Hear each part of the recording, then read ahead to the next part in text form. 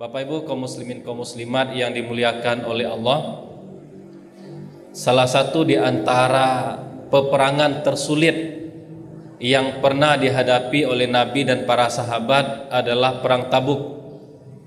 Kalau kita baca dalam sejarah, perang Tabuk ini terjadi pada bulan Rajab tahun ke-9 Hijriah.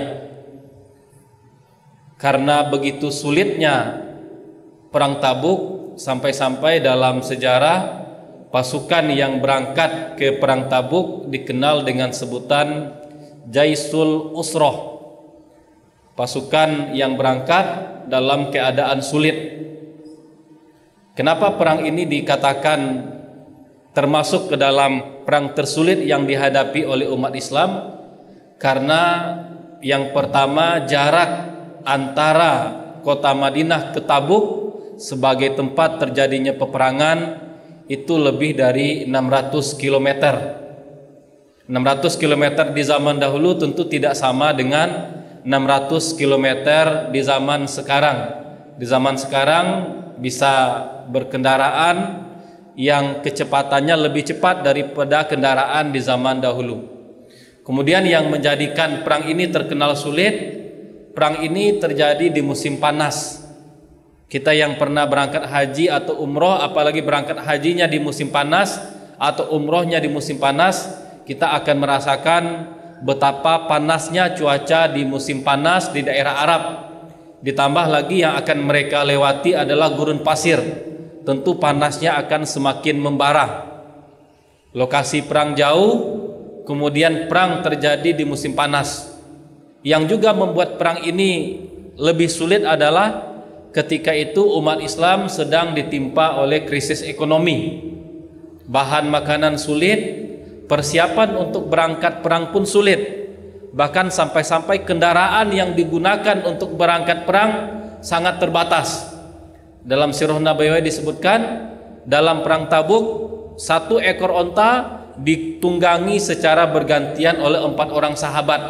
Nah, inilah kondisi perang Tabuk. Meskipun demikian, kondisinya itu serba sulit, para sahabat tidak kehilangan semangat untuk memenuhi seruan berjihad. Maka berangkatlah lebih kurang 30.000 orang sahabat ke Tabuk dengan kondisi sulit seperti yang kita ceritakan tadi. Ketika pasukan sudah berangkat, yang tertinggal di kota Madinah kebanyakan adalah sekelompok orang-orang munafik yang mencari berbagai macam alasan untuk tidak ikut.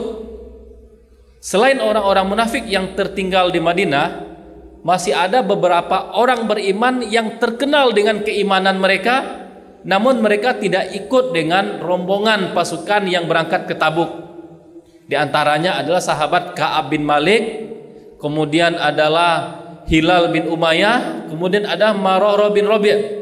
Satu lagi yang akan kita ceritakan pada kesempatan kali ini adalah salah seorang sahabat yang bernama Abu Khaisamah. Di saat Nabi sudah berangkat ke Tabuk beberapa hari, Abu Khaisamah ingin pergi ke kebun yang dimilikinya. Ketika beliau sudah sampai di kebun, istrinya sudah menyediakan tenda. Di dalam tenda sudah disediakan berbagai macam makanan yang lezat, disediakan berbagai macam buah-buahan yang manis, dan disediakan air minum yang sejuk lagi dingin. Ketika akan melangkah ke dalam kemah atau tenda yang disediakan oleh istrinya, terpikir oleh Abu Khaisamah kondisi Nabi dan para sahabat. Terbayang bagaimana Nabi harus melalui gurun pasir yang panas, bagaimana Nabi kesulitan air minum, bagaimana Nabi kesulitan makanan. Ketika akan melangkah ke dalam tenda, kata Abu Khaisamah kepada istrinya, "Saya tidak jadi masuk ke dalam tenda. Tidak mungkin saya menikmati makanan yang lezat, saya menikmati buah-buahan yang manis, saya meminum air yang dingin didampingi oleh istri saya yang cantik, sementara Nabi dan sahabat yang lainnya berada dalam kepanasan, susah makan, susah minum." Kata Abu Khaisamah kepada istrinya, "Siapkan perbekalan saya. Saya akan berangkat menyusul Nabi dan para sahabat. Saya akan ikut dalam perang Tabuk." Setelah persiapan dan bekal dipersiapkan, Abu Khaisamah dengan bergegas berangkat menyusul Nabi. Ketika Nabi dan para sahabat sedang istirahat membuat tenda, para sahabat melihat dari kejauhan ada seorang penunggang kuda yang datang kepada mereka. Para sahabat belum jelas oleh mereka yang akan datang ini siapa, tetapi dari kejauhan kelihatan ada yang akan datang.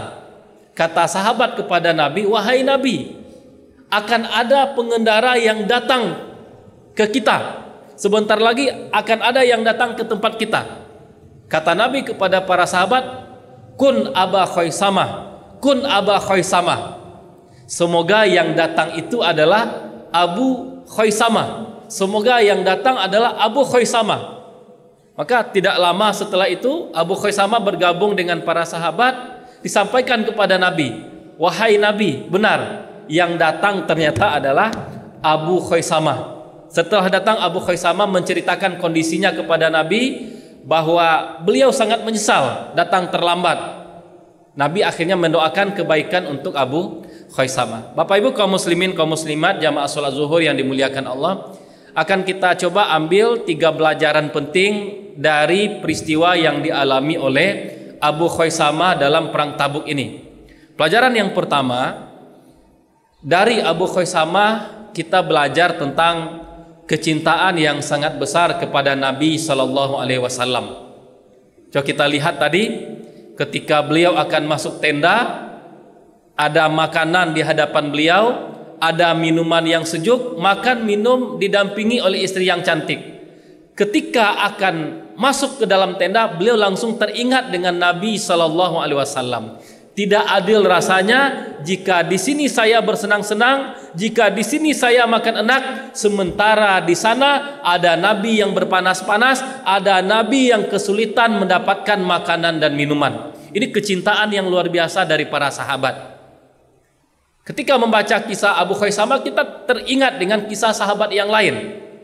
Salah seorang sahabat yang ditawan, ketika ditawan beliau ditawarkan, "Kami akan bebaskan engkau dengan syarat engkau bisa mengupayakan agar posisi engkau digantikan oleh Muhammad.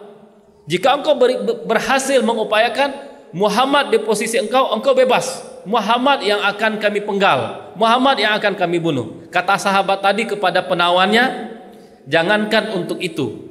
Seandainya saya sedang bersenang-senang dengan istri saya di rumah, saya bercengkrama, bercanda dengan anak-anak saya di rumah, kemudian saya mendengar cerita, mendengar kabar kaki Nabi tertusuk duri, sungguh saya tidak rela.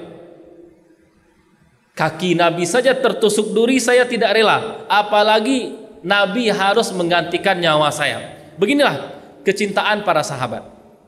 Ketika melihat kecintaan para sahabat kepada Nabi, kita di sini akan memahami sebuah perkataan yang diwariskan oleh para ulama kita. Para ulama kita dahulu mengatakan, sebagaimana para nabi yang dipilih oleh Allah adalah orang-orang yang terpilih, para sahabat yang mendampingi Nabi juga sebenarnya adalah orang-orang yang terpilih. Yang dipilih menjadi nabi oleh Allah adalah manusia-manusia pilihan, orang-orang terpilih. Dan orang yang menjadi sahabat Nabi sejatinya juga adalah orang-orang pilihan, orang-orang yang dipilih oleh Allah, orang yang memiliki kecintaan luar biasa kepada Nabi. Ini pelajaran pertama. Pelajaran kedua, orang yang cerdas adalah orang yang mampu memahami karakter orang-orang yang bergaul dengannya. Ini salah satu tanda kecerdasan. Mampu mengerti, mampu memahami karakter orang-orang yang kita bergaul dengan mereka.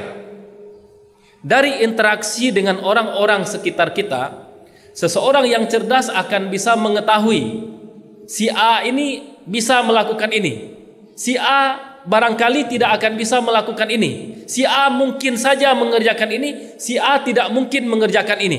Ini diantara tanda-tanda kecerdasan. Memahami karakter orang yang ada di sekitar kita, memahami apa yang mereka bisa lakukan, apa yang mereka mungkin tidak bisa lakukan, apa yang mereka tidak akan lakukan. Kita lihat kecerdasan Nabi Sallallahu Alaihi Wasallam ketika dikabari oleh para sahabat, "Wahai Nabi, ada seorang pengendara yang terlihat dari jauh, pengendara tersebut sedang menuju kita, dia akan sampai ke tempat kita. Apa kata Nabi kepada para sahabat? Saya berharap itu adalah Abu Khaisamah. Saya berharap itu adalah Abu Khaisamah. Artinya apa? Nabi benar-benar memahami karakter dan kepribadian Abu Khaisamah. Meskipun di awal keberangkatan Abu Khaisamah tidak ada, Nabi tetap yakin Abu Khaisamah pasti akan menyusul, akan ikut bergabung dengan pasukan perang Tabuk. Bapak Ibu kaum muslimin kaum muslimat jamaah salat zuhur yang dimuliakan oleh Allah, maka sangat penting dalam pergaulan kita, dalam interaksi dan pertemanan kita, kita harus mampu memahami isyarat. Kita harus mampu memahami perilaku orang sekitar kita. Ketika kita mampu dan mengerti isyarat dan perilaku, akan sedikit dan berkurang kekecewaan kita terhadap mereka. Tetapi ketika kita tidak mengerti isyarat, tidak memahami perilaku, akan banyak kekecewaan yang muncul dalam diri kita ketika kita bergaul. Ini pelajaran yang kedua. Pelajaran yang ketiga dan terakhir dari kisah ini adalah kita melihat bahwa Nabi SAW berusaha untuk memperbaiki kesalahan dari sahabatnya. Nabi tidak membiarkan para sahabat melakukan kesalahan. Kita melihat ketika Abu Khaisamah datang kepada Nabi, Abu Khaisamah dijelaskan oleh Nabi kesalahan-kesalahan apa yang dilakukan oleh Abu Khaisamah. Ini sangat penting dimiliki oleh seorang pemimpin. Seorang pemimpin ketika melihat bawahannya melakukan kesalahan, jangan pernah dibiarkan kesalahan tersebut. Ketika sebuah kesalahan dibiarkan, bisa jadi kesalahan dianggap sebuah kebenaran, sehingga terbiasa melakukan kesalahan. Maka ketika Abu Khaisamah datang, Nabi menjelaskan apa yang dilakukan ini sebuah kesalahan. Dan yang hebat dari Abu Khaisamah adalah seseorang yang berusaha untuk memperbaiki kesalahan. Maka sejatinya tidak ada kata terlambat untuk memperbaiki kesalahan.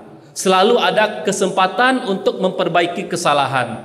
Maka terlambat itu lebih baik daripada tidak sama sekali. Menjadi ekor dalam barisan kebenaran jauh lebih baik daripada menjadi kepala dalam barisan kebatilan. Ketika bergabung dengan gerbong kebenaran, jangan pernah malu meskipun kita terlambat.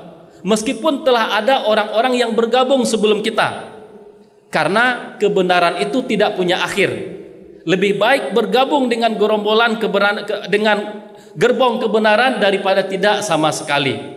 Yang terpenting adalah bagaimana kita selalu berada dalam gerbong kebenaran. Kita melihat Abu Khaisamah melakukan refleksi. Tidak mungkin saya senang-senang sementara Nabi berada dalam kesusahan. Ketika seseorang melakukan refleksi, ketika seseorang melakukan evaluasi diri, derajatnya akan diangkat oleh Allah. Kebaikan-kebaikan akan datang kepadanya. Kesalahan-kesalahan akan diperbaiki. Coba kita lihat. Abu Khaisamah yang semula berada dalam barisan orang-orang yang tidak ikut perang, karena beliau melakukan refleksi, akhirnya beliau berada dalam barisan yang mulia, barisan yang ikut dalam perang Tabuk. Bahkan Nabi sampai mengatakan kepada para sahabat, kun Aba Khaisamah, barangkali semoga yang datang adalah Abu Khaisamah. Ini adalah apresiasi dari Nabi kepada Abu Khaisamah yang berusaha untuk memperbaiki kesalahan. Tidak ada kata terlambat untuk memperbaiki kesalahan, lebih baik terlambat daripada tidak sama sekali. Barangkali ini yang bisa kita sampaikan, semoga bermanfaat. Terlebih dan terkurang mohon maaf. Wassalamualaikum warahmatullahi wabarakatuh.